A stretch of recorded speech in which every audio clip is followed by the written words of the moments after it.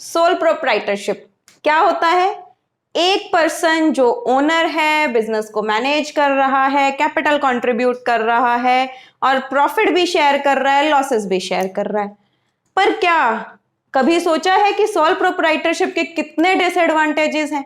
No doubt advantages हैं, पर disadvantages भी बहुत हैं। जैसे कैपिटल कंट्रीब्यूशन की एक लिमिट होती है, एक सोल प्रोप्राइटर बहुत सारी कैपिटल कंट्रीब्यूट नहीं कर पाता तो उसका जो बिजनेस है वो स्मॉल स्केल पे ही रह जाता है। उसी तरह वो काम करने वाला भी एक सिंगल पर्सन है, तो in case of any emergency उसका काम जो है वो वहीं पे रुक जाता है। तो इन डिफिकल्टीज को ओवरकम कौन करेगा? तो आज करने जा रहे हैं partnership. Partnership means two or more persons working together for a common गोल।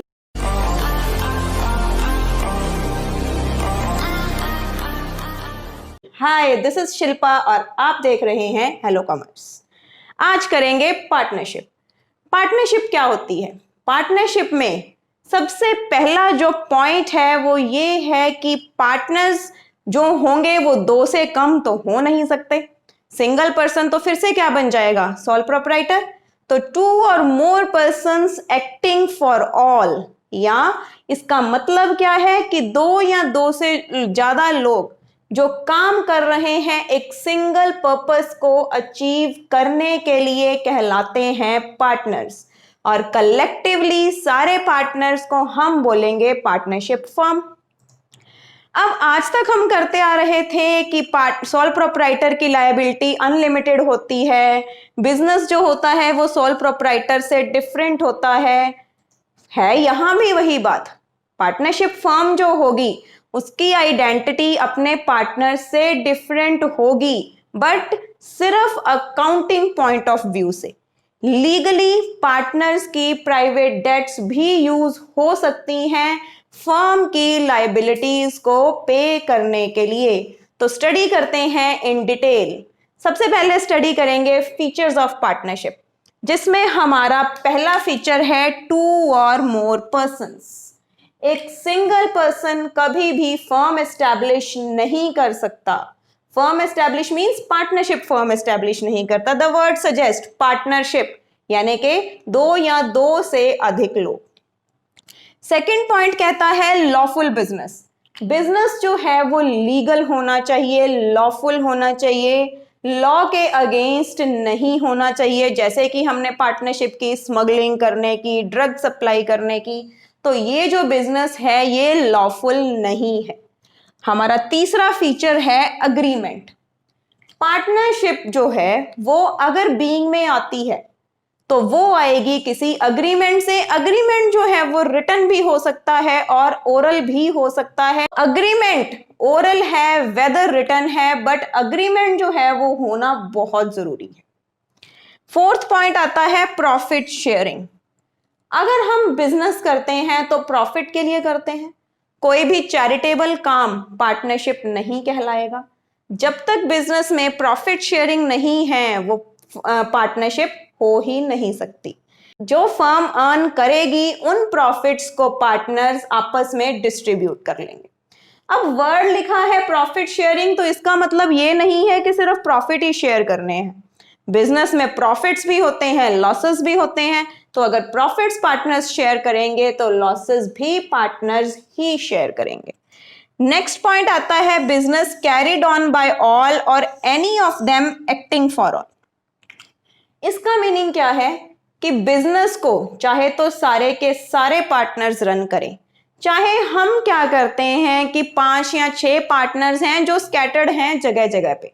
तो जो प्रिंसिपल प्लेस था बिजनेस का, वहां पे जो 1 या 2 पार्टनर्स रहते हैं उनको बाकी पार्टनर्स ये ऑथराइजेशन दे देते हैं कि ये बिजनेस आप कैरी करो, और वो पार्टनर उन एक दूसरे के लिए एजेंट्स बन जाते हैं। प्रिंसिपल भी हैं अपने के लिए और एक दूसरे के लिए एजेंट्स भी हैं। यानी कि जो पार्टनर काम कर रहा है इसका मतलब ये है कि बाकी के पार्टनर्स भी उस काम के लिए उतने ही लायबल हैं जितना कि वो, क्योंकि पार्टनरशिप चलती है म्यूचुअल एजेंसी के बेसिस पे। Is it clear? नेक्स्ट आती है हमारी पार्टनरशिप डीड। अब ये पार्टनरशिप डीड क्या है? मैंने आपको बताया कि पार्टनरशिप जो है वो अग्रीमेंट से ही बीइंग में आती है। अग्रीमेंट अगर रिटन है, ओरल है, हमने उसमें कुछ कंडीशंस डिसाइड की होंगी, कुछ हम उसमें बताएंगे, जो भी है हम उसमें राइट डाउन करेंगे। तो पार्टनरशिप डीड एक ऐसा डॉक्यूमेंट है जिसमें हम पार्टनरशिप की सारी टर्म्स एंड कंडीशंस स्पेसिफाई कर देते हैं, जिसमें मेरा फर्स्ट पॉइंट है description of partners. Description of partners का मतलब है पार्टनर्स का नेम, उनका एड्रेस और उनकी एज, मतलब जो भी डिस्क्रिप्शन हम पार्टनर्स की गेन कर सकते हैं वो हम इसमें नोट डाउन करते हैं। सेकंड पॉइंट आता है description of firm. Description of firm का मतलब क्या होता है? फर्म का नेम क्या होगा, उसका एड्रेस कहाँ है, मींस फर्म कहाँ से फंक्शन करेगी। थर्ड पॉइंट कहता है principal place of business. Partnership भी मेन ऑफिस उसका एक जगह हो सकता है, बट उसकी ब्रांचेस जगह जगह स्कैटर्ड हो सकती हैं। तो हम क्या बताएंगे इस डीड में कि पार्टनरशिप का प्रिंसिपल प्लेस ऑफ बिजनेस क्या है। फोर्थ पॉइंट है नेचर ऑफ बिजनेस, मतलब किस तरह का काम पार्टनरशिप कर रही है, किस चीज में डीलिंग कर रही है, वो बहुत बताएंगे हम अपने नेचर ऑफ बिजनेस में। नेक्स्ट पॉइंट आता है commencement of partnership, means partnership कब कमेंस हुई, किस डेट को स्टार्ट हुई। नेक्स्ट है रेमुनरेशन टू पार्टनर्स। अब पार्टनरशिप फर्म पार्टनर्स की है तो रेमुनरेशन किस बात की? कई बार पार्टनर्स आपस में अग्रीमेंट कर लेते हैं कि हम पार्टनरशिप फर्म से सैलरी ड्रॉ करेंगे या कमीशन ड्रॉ करेंगे, तो वो उनकी जो भी कंडीशंस हैं, अगर कोई सैलरी कमीशन किसी भी पार्टनर को पेएबल है तो वो डीड में डिसाइडेड होती है, डीड में मेंशन्ड होती है कि किस पार्टनर को कमीशन मिलेगी, किस बेसिस पे मिलेगी। नेक्स्ट पॉइंट आता है हमारा interest on capital. Interest on capital, अब फर्म स्टार्ट हो रही है तो कैपिटल सभी ने लगाई है, राइट? किसी ने ज्यादा किसी ने कम। तो अगर वो कैपिटल फर्म में ना लगा के कहीं बाहर लगाई जाए या बाहर इन्वेस्ट की जाए तो पार्टनर को क्या मिलेगा? उस अमाउंट पे इंटरेस्ट मिलेगा, राइट? तो पार्टनर की क्या मेंटालिटी होती है कि अगर ये अमाउंट मैं बाहर लगाऊंगा तो मुझे इंटरेस्ट मिलेगा, तो मुझे फर्म से भी इंटरेस्ट मिलना चाहिए। दूसरी जस्टिफिकेशन यहाँ पे ये है कि किसी ने कैपिटल कम लगाई, किसी ने ज्यादा लगाई, तो जिसने ज्यादा लगाई है उसे एक्स्ट्रा बेनिफिट क्या है, इसलिए पार्टनर्स आपस में एक परसेंटेज डिसाइड कर लेते हैं कि अगर हमें इंटरेस्ट मिलेगा तो किस परसेंट पे हम फर्म से इंटरेस्ट ले सकते हैं। नेक्स्ट है इंटरेस्ट ऑन ड्रॉइंग्स। अब मैंने कहा कि पार्टनर्स ने बिजनेस कर रहे हैं, कैपिटल लगा रहे हैं, इंटरेस्ट ऑन कैपिटल ड्रॉ करेंगे बिजनेस से, तो वो कुछ अमाउंट अगर बिजनेस से पर्सनल एक्सपेंसेस के लिए निकालते हैं तो उन्हें उन ड्राइंग्स पे इंटरेस्ट देना पड़ेगा। तो अगर ड्राइंग्स पे इंटरेस्ट चार्जेबल है, ये भी पार्टनर्स डिसाइड कर रहे हैं डीड में, अगर उन ड्राइंग्स पे इंटरेस्ट चार्जेबल है तो किस परसेंटेज से चार्जेबल है वो मेंशन करेंगे हमारे इंटरेस्ट ऑन ड्राइंग्स पॉइंट में। नेक्स्ट पॉइंट आता है प्रॉफिट शेयरिंग रेशियो। रेशियो हम प्रॉफिट्स इक्वल शेयर करेंगे, 2:1 में शेयर करेंगे, यानी कि जिस भी रेशियो में शेयर करेंगे वो मेंशन करेंगे हमारे नेक्स्ट पॉइंट में। फिर हमारा पॉइंट आता है इंटरेस्ट ऑन लोन। अच्छा, अब इसका एक एग्जांपल करते हैं। Let us suppose A, B, C तीनों क्या है? पार्टनर्स। इन्होंने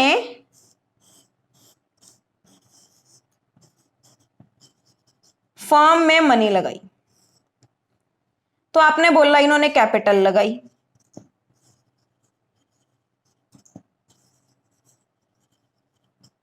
राइट? कई बारी पार्टनर्स फर्म में कैपिटल इन्वेस्ट ना करके कुछ एक्स्ट्रा अमाउंट फर्म को दे देते हैं इन टाइम्स ऑफ नीड। वो कैपिटल काउंट नहीं कर रहे हैं तो कैपिटल के बिना अगर सपोज करो ए पार्टनर ने कैपिटल के बिना फर्म को कोई अमाउंट दी है तो वो कहलाएगी पार्टनर्स लोन। पार्टनर्स लोन, अगर लोन पार्टनर नहीं देगा तो फर्म थर्ड पार्टी से ले लेगी लोन। यानी कि क्या डिक्लेयर हुआ यहां पे, अब पार्टनर ने डिसाइड करना है कि वो जो अमाउंट है वो लोन के फॉर्म में दे रहा है या एडिशनल कैपिटल के फॉर्म में दे रहा है। अगर पार्टनर ने अमाउंट लोन के फॉर्म में दी है तो फर्म की एक फिक्स्ड लायबिलिटी अराइज होती है उस पार्टनर को इंटरेस्ट ऑन लोन देने की। फर्म को प्रॉफिट्स हो ना हो, कम हो ज्यादा हो, पार्टनर को इंटरेस्ट ऑन लोन फर्म को प्रोवाइड करना ही करना होगा, दैट्स कंपल्सरी। यानी कि इंटरेस्ट ऑन लोन फर्म के लिए चार्ज ऑन प्रॉफिट्स होता है। नेक्स्ट पॉइंट आता है वैल्यूएशन ऑफ गुडविल। अब फर्म रिकॉन्स्टिट्यूट होती रहती है, पार्टनर आ गया चला गया, किसी की डेथ हो गई, किसी की रिटायरमेंट हो गई, कई बार प्रॉफिट शेयरिंग रेशियो चेंज हो गई। तो जब भी फर्म रिकॉन्स्टिट्यूट होगी तो फर्म की गुडविल को वैल्यू किया जाएगा। वो वैल्यूएशन किस बेसिस पे होगी वो मेंशन करेंगे हम हमारी पार्टनरशिप डीड में। नेक्स्ट पॉइंट आता है वैल्यूएशन ऑफ एसेट्स। अब ये क्या है, जैसे हमने क्या किया, फर्म को रिकॉन्स्टिट्यूट किया, एक न्यू पार्टनर एडमिट हो गया, तो जो न्यू पार्टनर एडमिट हो गया वो उसके आने से पहले जो फर्म के पास एसेट्स थी उसमें उसका कोई राइट नहीं है। तो हम क्या करते हैं, यानी कि फर्म क्या करती है, जिस दिन पार्टनर एडमिट हुआ है हम उन एसेट्स और लायबिलिटीज को रीवैल्यू कर लेते हैं। रीवैल्यू करने के जो भी बेसिस हैं वो डिसाइड करेंगे हम हमारे वैल्यूएशन ऑफ एसेट्स पॉइंट में। रीवैल्यूएशन कैसे होती है, किस बेसिस पे होती है, ये सब कुछ हम यहां डिस्कस एकदम से नहीं करेंगे, धीरे धीरे हर चैप्टर आएगा उसमें आपको हर पॉइंट की एक्सप्लेनेशन प्रॉपर मिल जाएगी। नेक्स्ट आता है सेटलमेंट ऑफ अकाउंट्स। हम अपने अकाउंट्स को कैसे सेटल करते हैं, क्या हमने अकाउंटिंग पीरियड डिसाइड किया है, वो हम बताएंगे हमारे सेटलमेंट ऑफ अकाउंट्स पॉइंट। फिर है अकाउंटिंग पीरियड। अकाउंटिंग पीरियड का मतलब है, जैसे मैंने पहले बताया कि हमारा अकाउंटिंग पीरियड क्या है, 31 दिसंबर को ओवर होता है या 31 मार्च को ओवर होता है, वो आपने डिसाइड करना है। अकाउंटिंग पीरियड फर्म अपना खुद डिसाइड कर सकती है। फिर है ड्यूरेशन ऑफ पार्टनरशिप। कई बारी पार्टनरशिप एट विल होती है, तो उसमें हम एट विल मीन्स हमारी मर्जी से जितनी देर हमारा मन चाहेगा, तो उसमें क्या होता है कि हम डिसाइड करते हैं कि कितनी देर के लिए हमने पार्टनरशिप में काम करना है, कितनी देर हम एज पार्टनर्स काम करेंगे। या कई बार ये होता है कि किसी स्पेशल वेंचर के लिए हम पार्टनरशिप फर्म एस्टैब्लिश करते हैं और उस वेंचर के खत्म होने के बाद फर्म जो है वो डिसॉल्व हो जाती है। फिर है बैंक अकाउंट ऑपरेशन। इसका मतलब क्या है, ये कहता है कि फर्म ने जो अपने नेम पे बैंक अकाउंट ओपन कर रखा है उसे कौन ऑपरेट करेगा, एक पार्टनर ऑपरेट करेगा या सभी कर सकते हैं। नॉर्मली क्या होता है, बैंक अकाउंट को हर एक पार्टनर ऑपरेट कर सकता है, बैंक अकाउंट को सभी जॉइंटली ऑपरेट करेंगे या कोई भी पार्टनर ऑपरेट कर सकता है बाकियों की परमिशन से, वो डिसाइड करेंगे हम हमारे बैंक अकाउंट ऑपरेशन में। फिर है death of a partner. Death of a partner में क्या है, ये डिसाइड होता है कि क्या किसी पार्टनर की डेथ के बाद फर्म चलती रहेगी या डिसॉल्व हो जाएगी, ये डिसीजन भी पार्टनर्स पे छोड़ा जाता है। हमारा लास्ट पॉइंट है सेटलमेंट ऑफ डिस्प्यूट्स। अब एक कहाँ क्या होता है कि जहां पे 3-4 लोग काम करते हैं वहां पे झगड़ा होता ही होता है, तो कोई ना कोई डिस्प्यूट हो गया पार्टनर्स में, किसी ने कुछ व्यू पॉइंट रखा, किसी ने कुछ व्यू पॉइंट रखा, तो अगर इनमें झगड़ा हो गया तो निपटाएगा कौन, वो डिसाइड करेंगे हम हमारे सेटलमेंट ऑफ डिस्प्यूट्स पॉइंट में, यानी कि इन पार्टनर्स का आर्बिट्रेटर कौन हो। अब एक बड़ा क्वेश्चन अराइज होता है, क्या पार्टनरशिप डीड होनी कंपल्सरी है, तो इसका आंसर है नो। पार्टनरशिप डीड होनी कंपल्सरी नहीं है, ऑल्दो पार्टनरशिप डीड सारे राइट्स एंड ड्यूटीज डिफाइन कर रही है पार्टनर्स की, but it is not compulsory to have a partnership deed. अब आ गया पार्टनरशिप एक्ट। पार्टनरशिप गवर्न होती है Indian partnership act, Indian partnership act 1932 के अंडर। ये एक्ट है जो पार्टनरशिप के बारे में सब कुछ डिफाइन करेगी, क्या राइट्स एंड ड्यूटीज होती हैं पार्टनर्स की, क्या अगर हमने आपस में कोई अग्रीमेंट नहीं किया है तो पार्टनर्स को क्या कुछ फॉलो करना पड़ता है। तो बढ़ते हैं आगे। अब हम करने लगे हैं rules in the absence of partnership deed. अगर डीड फर्म ने नहीं बनाई है या पार्टनर्स ने नहीं बनाई है तो क्या रूल्स हैं जो कि इंडियन पार्टनरशिप एक्ट 1932 के अंडर पार्टनर्स को फॉलो करने पड़ेंगे। उसमें हमारा फर्स्ट रूल है sharing of profits.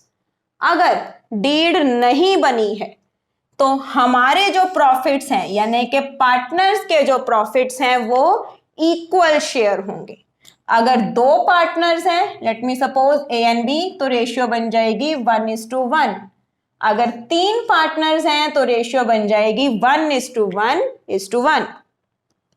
Next point है, in the absence of partnership deed interest on capital is not allowed. Third point, in the absence of deed interest on drawings is not charged। यानी कि ना तो partners को interest on capital मिलेगा, ना उनसे interest on drawings charge किया जाएगा। नेक्स्ट पॉइंट है इंटरेस्ट ऑन लोन। मैंने आपको डीड में बताया था कि अगर पार्टनर कोई इंटरेस्ट लोन देता है फर्म को अबव हिज कैपिटल के बिना, अगर वो कोई अमाउंट लेंड कर रहा है फर्म को जिसको वो लोन ट्रीट कर रहा है और डीड नहीं बनी हुई है यानी कि डीड एब्सेंट है, तो पार्टनर को by default 6% interest on loan receive होगा। अगला है रेम्यूनरेशन। जैसे कि पार्टनर्स को इंटरेस्ट ऑन कैपिटल नहीं मिला था उसी तरह उन्हें रेम्यूनरेशन भी नहीं मिलेगी। फिर है एडमिशन ऑफ अ पार्टनर। अब क्या हुआ कि 3-4 पार्टनर्स फर्म को रन कर रहे थे और फर्म को एक्स्ट्रा अमाउंट की जरूरत पड़ी यानी कि एक्स्ट्रा कैपिटल की जरूरत पड़ी और एक्स्ट्रा पावर की भी जरूरत पड़ी। तो उन्हें लगता है, उनमें से किसी एक आधे को लगता है कि एक न्यू पार्टनर एडमिट कर लेना चाहिए, बट डीड नहीं बनी हुई।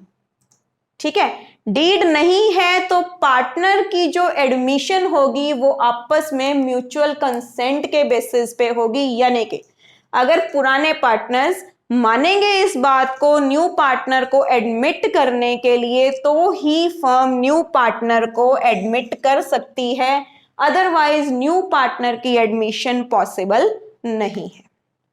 अब करते हैं हम लायबिलिटीज ऑफ पार्टनर्स। तो लायबिलिटी ऑफ पार्टनर क्या है यहाँ पे? सपोज करो, एक एग्जांपल से चलते हैं।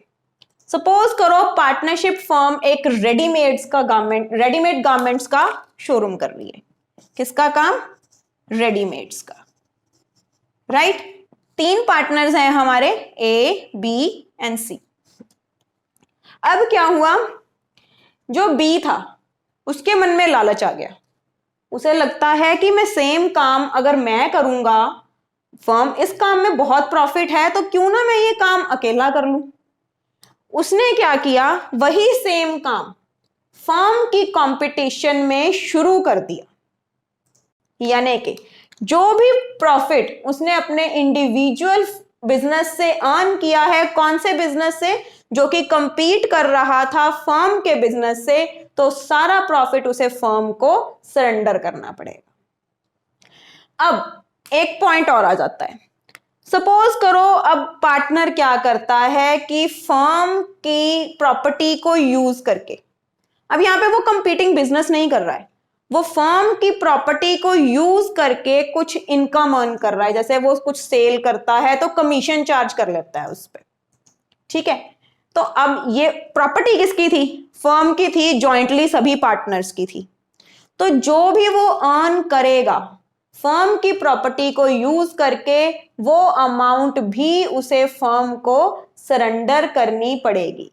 तो यहां से क्या मीनिंग निकला कि पार्टनर्स को फर्म के लिए लॉयल होना पड़ेगा, अदरवाइज जो भी वो सीक्रेट प्रॉफिट्स कमा रहे हैं फर्म के नेम को यूज करके, फर्म की प्रॉपर्टी को यूज करके या कंपीटिंग बिजनेस करके, वो सारे उन्हें फर्म को सरेंडर करने पड़ेंगे। अब करते हैं एक क्वेश्चन जिसमें पार्टनरशिप डीड के कुछ प्रोविजंस को अप्लाई करेंगे। ये क्वेश्चन क्या है? हैरी और गैरी दो पार्टनर्स हैं, इन्होंने एक ओरल एग्रीमेंट कर लिया। ओरल एग्रीमेंट, डीड नहीं बनाई है पर एक ओरल एग्रीमेंट कर लिया है। तो मैंने क्या बताया था कि एग्रीमेंट चाहे रिटन हो चाहे ओरल हो, बोथ आर एक्सेप्टेबल। तो एग्रीमेंट क्या किया? हैरी को सैलरी मिलेगी 10,000 पर मंथ से, गैरी को कमीशन मिलेगा 10% नेट प्रॉफिट का, और इंटरेस्ट ऑन कैपिटल अलाउ होगा 10% per annum, interest on drawings allow charge होगा 10% पर एनम, और कोई भी पार्टनर दोनों पार्टनर्स के कंसेंट के बिना एडमिट नहीं किया जा सकता। अब यहां पे क्या हुआ? ये अग्रीमेंट था जिस पे दोनों ने एग्री किया था। तो मैंने आपको क्या बताया था कि अगर एग्रीमेंट में जो भी कुछ हमने लिख रखा है तो वो हमें फॉलो करना पड़ेगा, एग्रीमेंट के ऊपर हम नहीं जा सकते। अब यहां पे गैरी ने चिल्लाना शुरू कर दिया। क्या कहा उसने कि भाई मेरा तो जो कमीशन है वो बहुत कम है, तो मुझे भी हैरी जैसे सैलरी चाहिए। तो एग्रीमेंट ने क्या कहा था कि हैरी को सैलरी मिलेगी और गैरी को कमीशन मिलेगा। तो क्या वो जस्टिफाइड है इस पे? इसका आंसर है बिग नो, क्योंकि एग्रीमेंट ने जो कहा था वो दोनों पार्टनर्स को मानना पड़ेगा। अब बारी आ गई हैरी की। हैरी ने कहा मेरा बेटा जो है वो बड़ा हो गया है, तो मुझे उसे बिजनेस करवाना है, क्यों ना हम उसे अपना ही पार्टनर बना लें।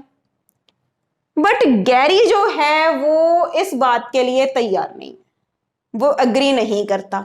तो क्या हैरी अपने सन को पार्टनर बना सकता है? Answer is again a big no, because हमारा जो एग्रीमेंट का पॉइंट था वो क्या कहता था? Partner can not be admitted without the consent, without the consent of both the partners. यानी कि जब तक दोनों एग्री नहीं करेंगे तब तक हम पार्टनर को एडमिट नहीं कर सकते। अच्छा, सपोज करो हमारा कोई भी एग्रीमेंट नहीं है, तो एक बार फिर से रिवाइज करते हैं rules in the absence of partnership deed. First, profit sharing ratio equal, no interest on capital, no interest on drawings, no remuneration to partners, interest on loan will be 6% and no partner will be admitted without the consent of all the partners. Is it clear? Rules को revise करें, learn करें, ये rules use होंगे हमारे practical questions में। मिलते हैं हमारी नेक्स्ट वीडियो में to continue with the same chapter. Until then keep studying.